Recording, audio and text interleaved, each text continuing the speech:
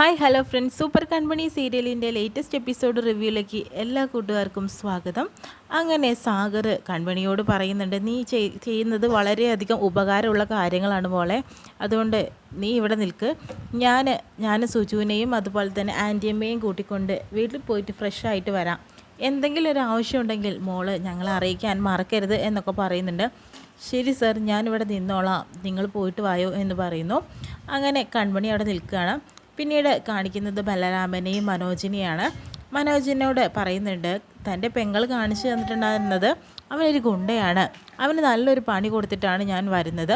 അതുകൊണ്ട് ഇനി അതിനെക്കുറിച്ച് ഓർത്ത് ടെൻഷൻ ആവേണ്ട യാതൊരു തര കാര്യമില്ലെന്നും പറയാണ്. പിന്നെ മനോജെ, വേറൊരു കാര്യം, നീ കൺമണിയെ നമ്മുടെ കമ്പനിയിലേക്ക് കൂട്ടിക്കൊണ്ടുവരാമെന്ന് പറഞ്ഞിട്ട് കുറച്ച് നാളായി പറഞ്ഞ് പറ്റിക്കൽ തുടങ്ങിയിട്ട്. ഇനി അങ്ങനെ സംഭവിച്ചിട്ടുണ്ടെങ്കിൽ നമ്മുടെ ഈ സൗഹൃദം ഇല്ലാണ്ടായി പോവും. അതുകൊണ്ട് തന്നെ ഞാൻ പറഞ്ഞ കാര്യങ്ങൾ അനുസരിക്കണം. ഇനിയും നീട്ടി കൊണ്ടുപോകാനായിട്ട് പറ്റില്ല എന്നൊക്കെ മനോജിനോട് ബലരാമൻ പറയുകയാണ്. അപ്പോഴത്തേനും മനോജിന് ടെൻഷൻ ആവുന്നുണ്ട്. എത്ര പറഞ്ഞിട്ടും കൺമണി ആ കമ്പനിയിൽ നിന്ന് റിസൈൻ ചെയ്ത് വരുന്നില്ല. എന്ത് ചെയ്യാനാണ്? പിന്നീട് കാണിക്കുന്നത് ബലരാമനെ അമ്മയാണ്. എന്താ രാമ നീ കാണിക്കുന്നത്? കാരണം അവൾ വേണമെങ്കിൽ വേണ്ട, നല്ലൊരു ഡിസൈനറെ നമ്മുടെ കമ്പനിയിലേക്ക് കിട്ടാഞ്ഞിട്ടാണോ നീ അവളുടെ പുറകെ തന്നെ പോയിരിക്കുന്നത്? എന്താ നിനക്ക് അവളോടൊരു സഹതാപം? നിൻ്റെ സ്വഭാവം അനുസരിച്ച് അങ്ങനെ എന്തെങ്കിലും ഉണ്ടെങ്കിൽ പിടിച്ചു കൊണ്ടുവന്ന് കമ്പനിയിൽ കൊണ്ടുവരികയല്ലേ നീ ചെയ്യാറ്? പിന്നെ എന്താണ് ഇവളുടെ പുറകെ ഇങ്ങനെ പോകുന്നത്? അമ്മ, അവൾ നമ്മൾ വിചാരിച്ച ഒരാളല്ല. അവളുടെ പുറകിൽ ഒരുപാട് ആളുകളുണ്ട്. അതെനിക്ക് മനസ്സിലായിട്ടുള്ള കാര്യമാണ്. അതുകൊണ്ട് തന്നെ അവളോട് സൂക്ഷിച്ച് കളിക്കണം. അതുകൊണ്ട് നമ്മുടെ കമ്പനിയിലേക്ക് അവൾ എത്തിയേ പറ്റുള്ളൂ എന്നൊക്കെ ബലരാമൻ അമ്മയോട് പറയാട്ടോ. നമ്മുടെ കമ്പനിക്ക് എതിരായി അവൾ വരികയാണെങ്കിൽ അവളെ തീർത്ത് കളയണം എന്നൊക്കെ അമ്മയും ബലരാമനെ ഉപദേശിക്കുന്നുണ്ട്. പിന്നെ ഹോസ്പിറ്റലാണ് കാണിക്കുന്ന. കൺമണി അവിടെ കാവൽ നിൽക്കുകയാണ്. അപ്പോഴത്തേനും കൃഷും അതുപോലെ തന്നെ മാനസയും വരുന്നുണ്ട്. മനസ്സ അവിടെ നിൽക്കുന്ന സമയത്ത് കൃഷി പറയുന്നത്, ഞാൻ കൃപയെ ഒന്ന് പോയി കാണട്ടെ എന്ന് പറയുന്നു.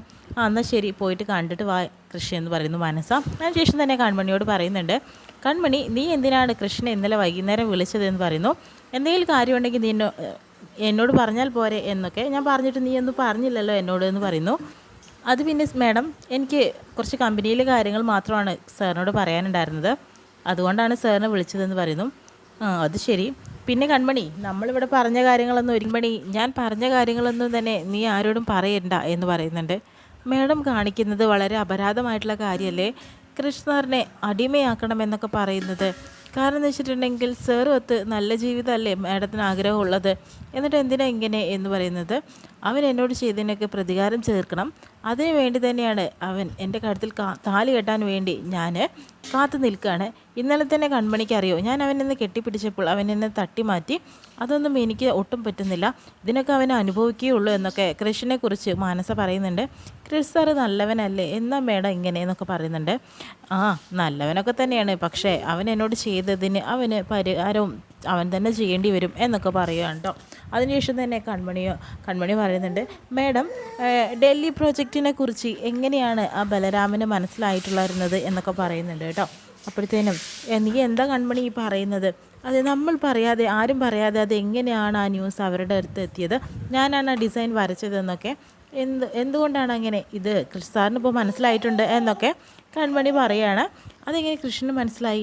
അതെയോ, മനസ്സിലായോ? ഇനിയിപ്പോൾ എന്താണ് ചെയ്യുക? കൺമണി, ഞാൻ ഇന്ന് തന്നെ ബാംഗ്ലൂരിലേക്ക് മടങ്ങും എന്നൊക്കെ പറയാട്ടോ ചെയ്യുന്നത്. അപ്പോഴത്തേനും കൃഷി വരുന്നുണ്ട്. കൃഷ്, ഞാൻ ഇപ്പോൾ തന്നെ ബാംഗ്ലൂരിലേക്ക് തിരിച്ചു പോവുകയാണ് എന്നൊക്കെ പറയാട്ടോ ചെയ്യുന്നത്. അപ്പോൾ തന്നെ ഞാൻ കൊണ്ടുവിടണോ എന്ന് ചോദിക്കുമ്പോൾ, വേണ്ട, ഞാനൊരു ടാക്സി പിടിച്ച് പൊക്കോളാം എന്ന് പറയുകയാണ്. അതിനുശേഷം വീണ്ടും കാണിക്കുന്നത് വരുണിനെയും വരുണിൻ്റെ അച്ഛനെയൊക്കെയാണ്. കാരണം കൺമണിയുടെ കാര്യത്തിലൊരു തീരുമാനം ഉണ്ടാക്കാൻ വേണ്ടിയിട്ട് അവർ വരികയാട്ടോ ചെയ്യുന്നത്. കാരണം കല്യാണം കുറേ ആയി നീട്ടി വെക്കുന്നു, ഇനി അത് പറ്റില്ല. മനോജ് ചേട്ടനോട് ഞാൻ പറഞ്ഞതാണ് എത്രയും പെട്ടെന്ന് ഞങ്ങളുടെ കല്യാണം നടത്തണമെന്ന്. പക്ഷേ ചേട്ടനും വലിയ ഉത്സാഹമൊന്നും കാണാനില്ല. ഇതിനൊരു തീരുമാനം ഉണ്ടാക്കിയിട്ടേ ഇവിടുന്ന് പോവുള്ളൂ എന്നൊക്കെ പറയുന്നുണ്ട് കേട്ടോ.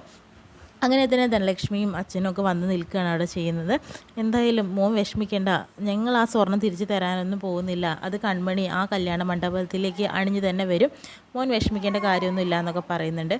പിന്നെ കൂടാതെ കൺമണിക്ക് എന്തോ സമ്മാനം കിട്ടിയെന്ന് പറയുന്നു കേട്ടല്ലോ, അതെന്താ എന്ന് പറയുന്നു. അതവനെ കമ്പനിയിൽ നിന്ന് കിട്ടിയതാണെന്നൊക്കെ പറഞ്ഞു കൊടുക്കുക കേട്ടോ ചെയ്യുന്നത്. എത്രയും പെട്ടെന്ന് നമുക്ക് കൺമണിയും വരുണും തമ്മിലുള്ള കല്യാണം ഉറപ്പിക്കാം. നിങ്ങൾ ടെൻഷൻ അടിക്കാൻ, നിങ്ങൾ പൊയ്ക്കോളൂ എന്ന് പറയുന്നു കേട്ടോ. അതിനുശേഷം വീണ്ടും കൺമണിയാണ് കാണിക്കുന്നത്. കൺമണി ഹോസ്പിറ്റലിൽ നിന്ന് ബലരാമൻ പറഞ്ഞിട്ടുള്ള ആ കാര്യങ്ങൾ വീണ്ടും വീണ്ടും ഓർത്തെടുക്കാനായിട്ട് ശ്രമിക്കുകയാണ്. എന്താണ് അങ്ങനെ സംഭവിക്കാൻ കാരണം? ഇത് ചതിയല്ലേ? ഗുണ്ടകളൊക്കെ ബലരാമൻ്റെ ആൾക്കാരാണെങ്കിൽ ബലരാമൻ നല്ലവനല്ല, എല്ലാവരെയും പറ്റിക്കപ്പെടുത്തുകയാണ്. ഇതിലൂടെ ഏട്ടനും അതുപോലെ തന്നെ ഇവിടെയും എല്ലാം കൊണ്ടും പ്രശ്നമാവാൻ പോവുകയാണെന്നൊക്കെ ചിന്തിച്ചുകൊണ്ടിരിക്കുകയാണ്. അതിനിടയ്ക്ക് കൃഷ് സാറാണെങ്കിലും ആകെ പെട്ടിരിക്കുകയാണ് മാനസ മേഡത്തിനെ കൊണ്ട്. മാനസ മേഡം കൃഷ് സാറിനെ ചതിക്കുകയാണെന്ന് അറിഞ്ഞപ്പോൾ കൺമണിക്ക് ഉള്ളിൽ വളരെയധികം സങ്കടമുണ്ട്. ഇത്രയും കാണിച്ചുകൊണ്ടാണ് ഇന്നത്തെ എപ്പിസോഡ് വിശേഷം കഴിയുന്നത്.